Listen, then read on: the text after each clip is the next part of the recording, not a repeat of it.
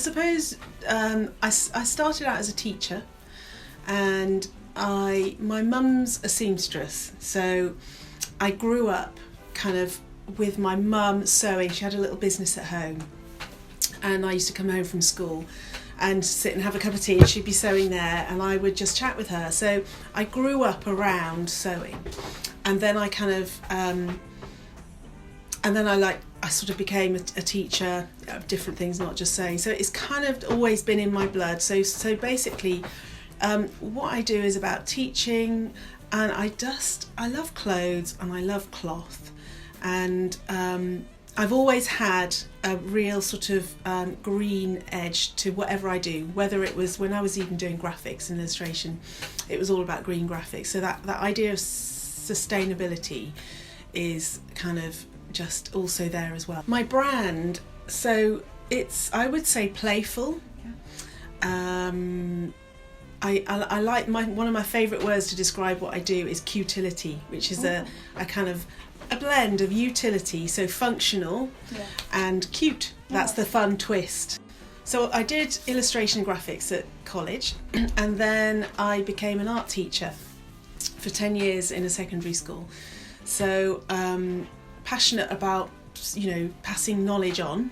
And then I had my kids and was at home, and I was like, I went back to my sewing, because what else do you do? When they're having a nap and you're at home and you still want to be creative. And so they'd be kitted out in little pyjamas and little dresses. And then people would ask me if they love to sew. And I was like, oh, well, I'll teach you. So they used to come around to my kitchen, and the babies would be all running around. And that's how it started off. And then I sort of got a job as an alterations lady in town. And kind of still what I am.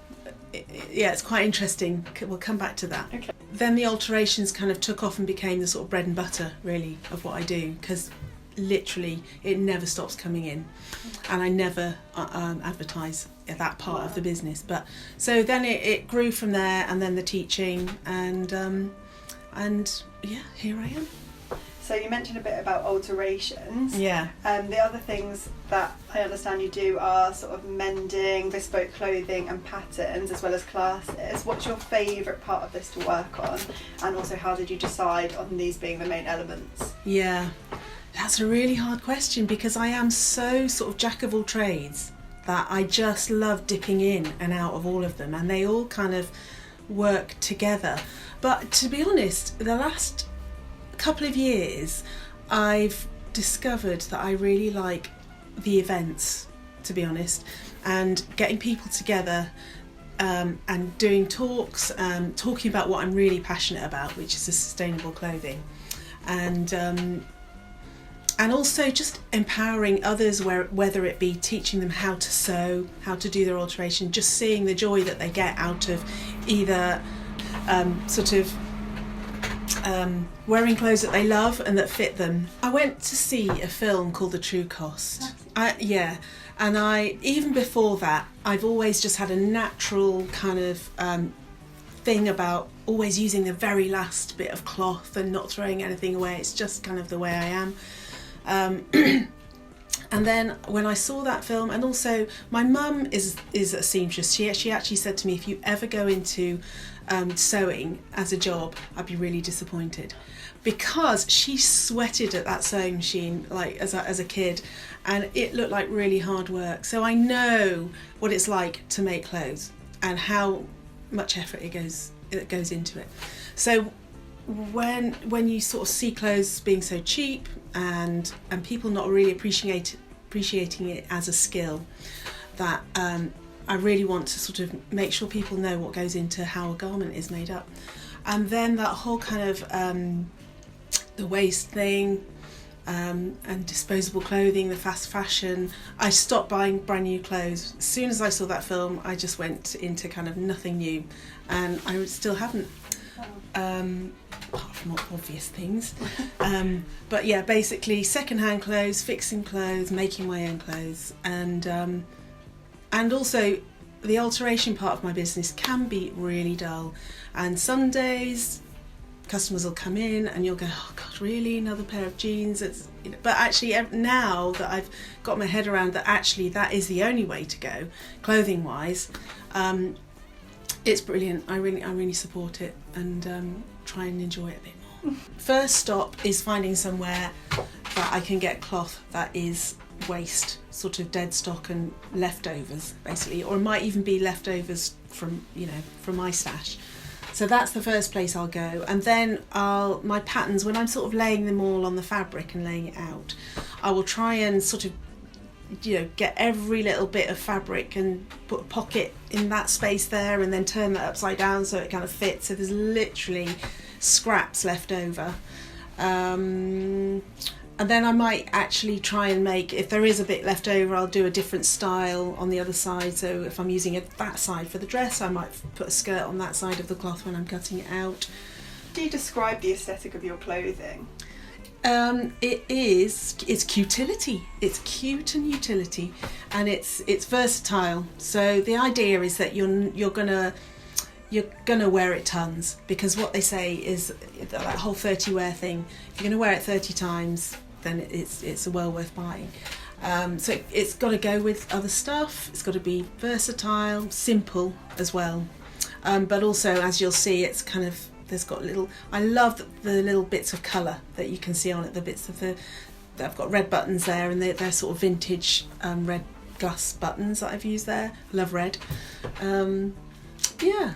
About just having less stuff and basically keeping what you've got in circulation, whether it be clothes or fabric. So every bit of my fabric, in the first instance, it's dead stock from the fashion industry. Then I make clothes out of it, and I can't even bear to throw away little scraps, so I make bags out of the bigger bits, and then bunting, which is on there, out of even the tiniest bit. So it's basically, we've got enough stuff already in existence, and it's just a case of being inventive and creative, and using what we've already got. And the second bit of all of that is it's super fun to do that as well. It's such a good feeling to actually make stuff. It's good for you, it's absorbing, it gives you pride in what you've done, but also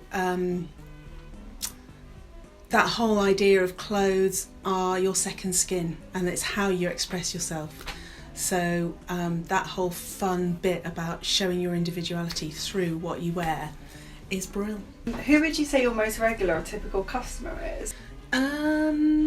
Again, there's so many elements to what I do, but I would have to say it's the alterations. I mean, it goes back to how I started, and it's just always ticked through my whole business. It's not what I love doing most, but the fact that people still want to mend their clothes. And the best thing is, in the last year, that people are asking me more and more to make their men's visible, instead of being shamed, a bit ashamed of having a button that's fallen off, or they're actually wanting me to sort of use a colourful thread or a patch that might show up.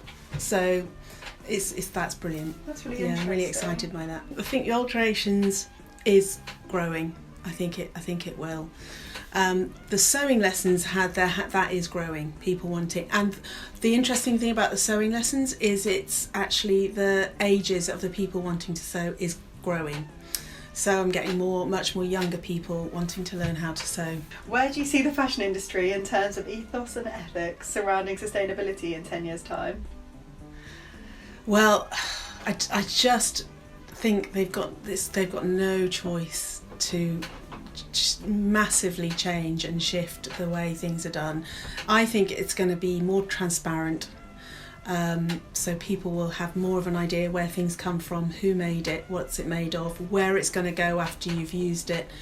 I think there's going to be a huge shift in second-hand pre-loved clothing. I really do. I think that is where it's heading. Whether it be people making clothes from scratch, I'm not so sure about that, but I definitely think upcycling things, I think that's going to be really popular. I mean, you can already see that in brands. They're actually, I think somebody told me a big brand is actually, you can bring in one of their clothes that doesn't fit you anymore and just put it on the shelf and take another one. So clothes swaps, that kind of thing.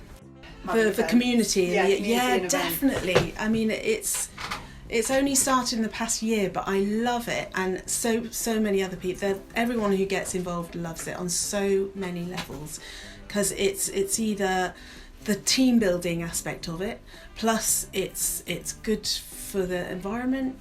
When we do sort of the modelling with the fashion show and stuff like that, the sort of feel good buzz that people get out of that is so brilliant.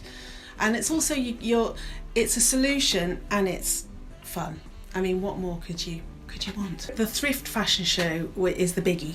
That's my baby, and I love it. And I think I want to do so much more with that. I want to be on telly. Okay, I love that because it works on so many levels. Because you're using clothes that are already in existence. You're helping the community. So there's the charity shops you're working with.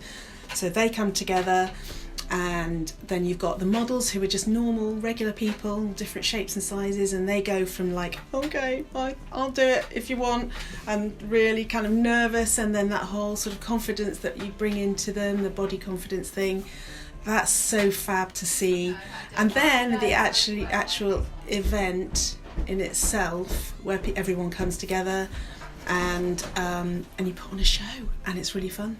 And then afterwards, we then sell all the clothes and make a bit of money for the charity shops. End of April is Fashion Revolution Week, so we always do something to do with that. I try to sort of change it every year. So last year we did a clothes swap, which we called Fashion Revolution. I think we called it Fashion Revolution that whole week. So we did a clothes swap, but in the morning we had a screening of the true cost. And then I've done something quite recently that was a fabric swap, which I will definitely do again next year. It was a kind of a new idea, but we've all got like little stashes of fabric under the bed that you've had for years, or wherever you keep them. And so, and projects that you thought you were going to do but never did. So that worked really well. And after that, we did a skill swap. So I taught my students how to do simple things, and they were all to do with mending and alterations. So sort of sashiko stitching, that beautiful Japanese stitching, and they passed that on to other people. So that was also a swap. So we'll definitely do another fabric swap. We will definitely do something in Fashion Revolution Week, and we always do a clothes swap as well, twice a year. Well, I'm all over it on Instagram. My website, it's always on there, and then just locally, word of mouth around here. I think that's, yeah. I probably should advertise a bit more. Yeah. Thank you so much for your time. Welcome.